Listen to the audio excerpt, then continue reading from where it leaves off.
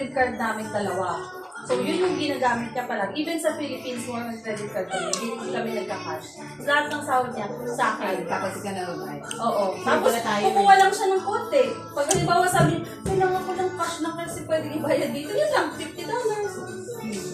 $10, $20, ganyan.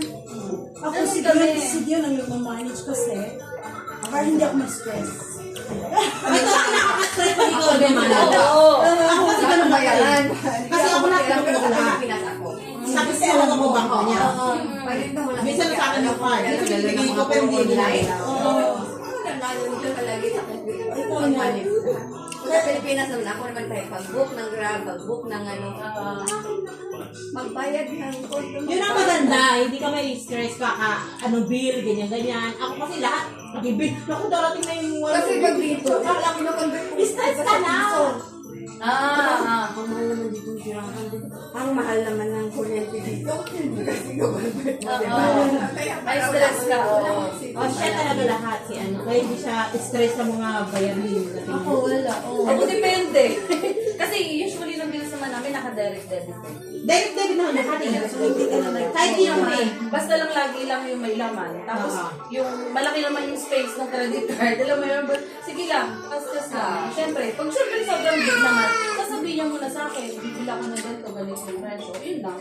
Meron ba ka, no? Dito or Dito, dito. Pero parehas, meron dito. So, nagbibigay sila ng credit card dito. Nagbibigay sila ng credit card kahit student na. Ay, student ba kayo or PR? Dati, student. May PR. Kahit wala kang pera, mag-iingi ka lang doon sa gamit ko. Ano ba? Wala. Kahit Kasi ang sabi ko sa atin, dapat may dapat may 1,000 Ngayon may mga afterpay na. May mga ano ba yun, afterpay? para magano ka ng savings, debit card. Hindi required na dapat pera ka or whatever. You go to the bank, you walk in, tapos dahil ka lang lagyan ka ng pera. Ganun. tatanungin ka nila magkano credit limit gusto mo, gano'n. May basic naman eh. Depende. Okay. You can start off with a debit card, which is just like the savings of what you've got. So that's what they will give you. Nagpo-protos na siya. Parang Pilipinas, pag may 100,000 million ka sa ano, opera ka ng 100,000 na... Fair enough naman. Dito, may mga ganun, every year din, pag may pera ka naman, gusto nilang erase yung credit gamit mo, you will receive a note na gusto mo ba. Kaya ngayon ako Ikaw yung mag-decide. Wala ka Ako ako. talaga. Sabi na, ano na ako sabi na, hindi hindi sugal. Operan ka na. Kasi one time billionaire, yung pakita pera ko.